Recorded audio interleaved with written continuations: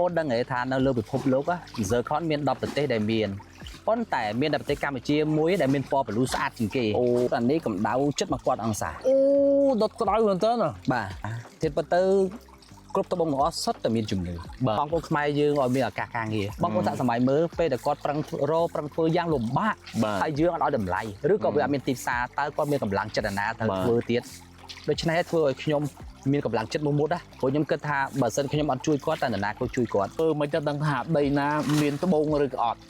បាទជាសំណួរដែលល្អជាសំណួរដែលខ្ញុំចង់ចែកម្លែកបងប្អូនអរគ្នាពីរបៀបរកត្បូងរតនាគិរីយើងសិក្សាតាមខ្សែទឹកព្រោះកន្លែងខ្លះយើងអាចរើសទៅវាអាចមានត្បូងកាលណាមានត្បូងយើងគិតថាកន្លែងហ្នឹងអាចនឹងមានត្បូងហើយដូច្នេះយើងនឹងសាក់លបងធ្វើការរែងបាទ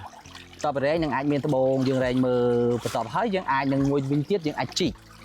វានៅក្បែរមាត់អូហ្នឹងជីកក្បែរមាត់អូហ្នឹងក៏អាចមានត្បូងដែរបាទយើងអាចជីកសាក់លបងពេលដែលមានមកគ្រាប់ពីរគ្រាប់អូយើងគិតថានឹងអាចមានដែរចឹងយើងព្យាយាមរកទៀតហើយអ្វីដែលយើងធ្វើនេះលក្ខណៈខ្នាតគ្រួសារខ្នាតតូចទេបាទចឹងបានន័យថាវារៀងកម្រណាបង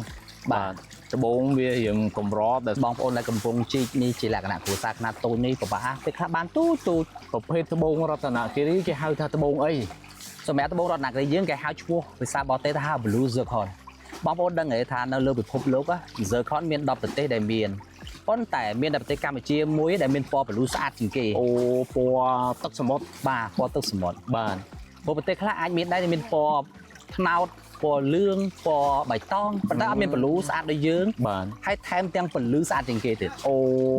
អាហ្នឹងអាកែច្នៃហើយនៅក្នុងហាងបងតែម្ដងតាំងនៅផ្សារបរិយភពមេចការ02អាធំជាងគេប៉ុន្មានវាហើយតម្លៃវាប៉ុន្មានវាពិបាកកំណត់តម្លៃបងដោយសារតាពីមុននោះវាសម្បូរវាអាចមានធំតែបច្ចុប្បន្ននេះវាខ្សត់ថាជួនកាលជីកមួយថ្ងៃបងប្អូនមើលនេះអ្នកខ្លះគាត់ខំប្រឹងមួយថ្ងៃវាគ្នាពី3នាក់បានបន្តិចតួច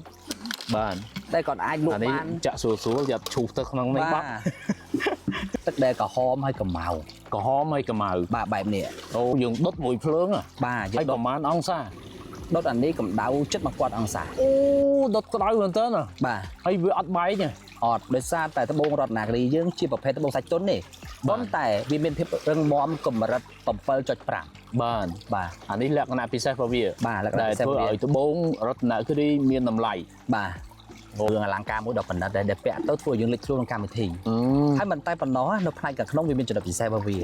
វាជាប្រភេទត្បូងធម្មជាតិជួយលើករាសីជួយឲ្យយើងមានហុងស៊ុយជួយឲ្យត្រជាក់ជុំក្នុងគ្រួសារការពារអំពើអាក្រក់កាត់បន្ថយគ្រោះចង្រៃជាជំនឿណាបាទជាជំនឿរបស់ខ្មែរយើងបាទអ្នកដែលចូលចិត្តគ្រឿងអលង្ការបាទធៀបទៅគ្រប់ត្បូងទាំងអស់សុទ្ធតែមានជំនឿបាទហើយត្បូងមានតម្លៃគឺក៏អាស្រ័យលើជំនឿដែរ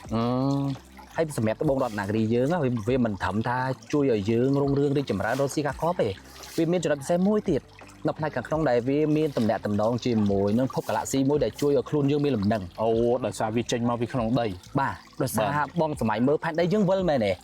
បាទអញ្ចឹង zircon ហ្នឹងវាជួយទប់ឲ្យយើងមានលំនឹងកុំឲ្យមានអារម្មណ៍ធីងថងក្នុងខ្លួនអានេះជាបច្ចេកទេសវិទ្យាសាស្ត្រហ៎បាទហ្នឹងជាវិទ្យាសាស្ត្រមួយរូបដែរ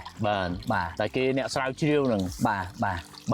ពេលខ្លះយើងចង់បានធំចង់បានដូចអ្វីដែលយើងកំងគឺអត់បានអត់មានទេហើយឥឡូវនេះបងវាកាន់តែខ្សត់ជាងមុនអញ្ចឹងខ្ញុំសម័យថាថ្ងៃអនាគត10 20ឆ្នាំទៀត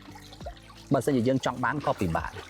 បាទដោយសារត្បូងវាអស់ហើយអត់កើតឡើងវិញទេអត់ដុះដូចធម្មជាតិដែលដើមឈើទេមិនផ្លែឈើទេបាទមិនផ្លែឈើទេបាទត្បូងមិនផ្លែឈើទេបងមិញបងថាចូលរាប់លានឆ្នាំទេអានេះបងតាមការសិក្សាវាមានអាយុកាលរហូតដល់4000លានឆ្នាំអូយូរណាស់បាទយូរបាទតម្រាំវាក៏កើតបានប៉ុណ្ណឹងធំតូចតាមធម្មជាតិវាបាទមិនមែនថាទុកយូរទៅទៀតបានធំទេអត់ទេបាទអាទូចអញ្ចឹងយើងអាចច្នៃធ្វើជាខ្សែដៃបែបទូចបាទឬក៏អាចធ្វើជាគូកវលអូត្បូងតូចមានតម្លៃបែបតូចត្បូងខ្ចីមានតម្លៃបែបខ្ចីវាខណៈខ្លះវាអាចជាប់ឆាំងជាប់បែកពីធម្មជាតិបាទគេច្រើនត្បូងធម្មជាតិទាំងអស់វាសិតតែមានស្នាមធម្មជាតិតិចតួចដែលយើងអាចយកអស់ក៏អស់តែភាគតិចដែលអាចយកអស់គេច្រើនតែមាននៅគ្រាន់តែបន្តិចឯនឹងច្រើនបងប្អូនដឹងទេ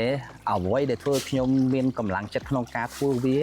ដោយសារខ្ញុំមានក្តីសម័យមួយថាចង់ឲ្យបងប្អូនខ្មែរយើងនឹងកាន់តែស្គាល់អំពីតម្លៃត្បូងខ្មែរបាទស្គាល់អំពីគុណតម្លៃត្បូងខ្មែរហ ហើយអាចជួយបងប្អូនខ្មែរយើងឲ្យមានឱកាសការងារបងប្អូនតាក់សម័យមើលពេលដែលគាត់ប្រឹងធ្វើយ៉ាងលំបាកហើយយើងអត់ឲ្យតម្លៃឬក៏វាអត់មានទីផ្សារតើគាត់មានកម្លាំងចិត្តណាទៅធ្វើទៀតដូច្នេះធ្វើឲ្យខ្ញុំមានកម្លាំងចិត្តមុតមុតណាក្នុងការធ្វើវាឲ្យខ្លាំងតស៊ូមុតមុតទោះជួបបញ្ហាក៏ខ្ញុំអត់បោះបង់ដែរព្រោះខ្ញុំគិតថាបើសិនខ្ញុំអត់ជួយគាត់តែនរណាគាត់ជួយគាត់មុនហ្នឹងបងថាមុខរបរនេះបងប្រកបមុខរបរនេះហើយប្រហែលឆ្នាំហើយខ្ញុំចូលចិត្ត10ឆ្នាំជិត10ឆ្នាំអាក្តីសម័យធំមែនតើមិនទៅមួយត្បូងរតនគិរីនិយាយរួមកាលណាយើងលក់បានតម្លៃកាន់តែច្រើនយើងជួយទៅដល់បងប្អូនបាទនៅតាមភូមិនេះបាទដែលកំពុងតែរាវលក្ខណៈគ្រួសារនេះក៏គាត់ក៏បានចំណូលដែរបាទប៉ុន្តែធំជាងគេបងប្អូនបងចង់ឃើញអី VT Gemstone ចង់ឃើញអីមួយគ្រឿងអលង្ការនេះសម្រាប់ក្តីសម័យដ៏ធំរបស់ខ្ញុំចង់ឃើញហាង VT Gemstone ជាហាងដែលផលិតគ្រឿងអលង្ការបែបធម្មជាតិដ៏ធំមួយបាទដែលយើងចង់មានគោលបំណងថាពង្រីកសាខានៅភ្នំពេញមួយបាទទី2មានគម្រោងសម្រាប់ភ្ញៀវទេសចរដែលមកឲ្យស្គាល់អំពីត្បូងខ្មែរឲ្យដឹងថា Blue Circle យើងមានតម្លៃមិនពេលខ្លះគាត់ឃើញជាត្បូងទទេគាត់មើលដឹងស្អាតទេអញ្ចឹងយើងចង់បំលែងជាគ្រឿងអលង្ការដែលមានសាខាបន្ទាប់នៅសៀមរាបនៅកំពង់សោមបាទដើម្បីអីដើម្បីថាឲ្យបងប្អូនជនបរទេសដែលគាត់មកលេងស្រុកខ្មែរ